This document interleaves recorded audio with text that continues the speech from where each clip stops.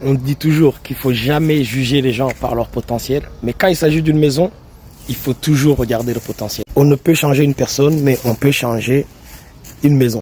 On a acheté cette maison pour 240 000 $ dans Congress Heights, Southwest Washington, D.C.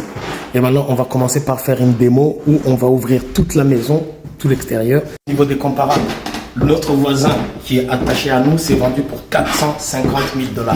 Donc, on a acheté pour 240 000 $, plus 80 000 € de travaux, donc on est à 320, sans compter les closing costs. Donc, le prix total, on est à 330 all-in.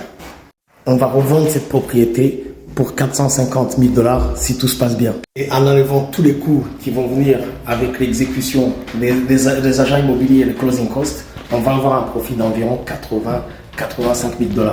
On exécute toujours les travaux nous-mêmes. J'ai une équipe qui, elle, va s'occuper de la démolition à venir. Ensuite, j'ai un general contractor qui, lui, va exécuter le reste du boulot. Mais on fait toujours en sorte d'acheter le matériel parce que c'est là que, justement, tu fais beaucoup d'économies. Un chantier comme ça coûterait à un investisseur normal 110 000 $ environ. Et nous, on arrive à faire ce type de construction pour beaucoup moins cher car on a beaucoup de chantiers qui se passent et on contrôle notre cost. À la sortie, on aura un produit qui ressemblera au voisin. Dans l'état actuel, on n'est pas si bien que ça. Et voici notre voisin qui s'est vendu pour 450 000 $. C'est celui-là qu'on va répondre. Plus le deal est gros, plus il y a de marge et plus tu es dans un endroit désirable pour les non désirables, tu arriveras à le revendre. Mais de toute façon, on le voit par le quartier que tout va s'améliorer. Donc, on est bon.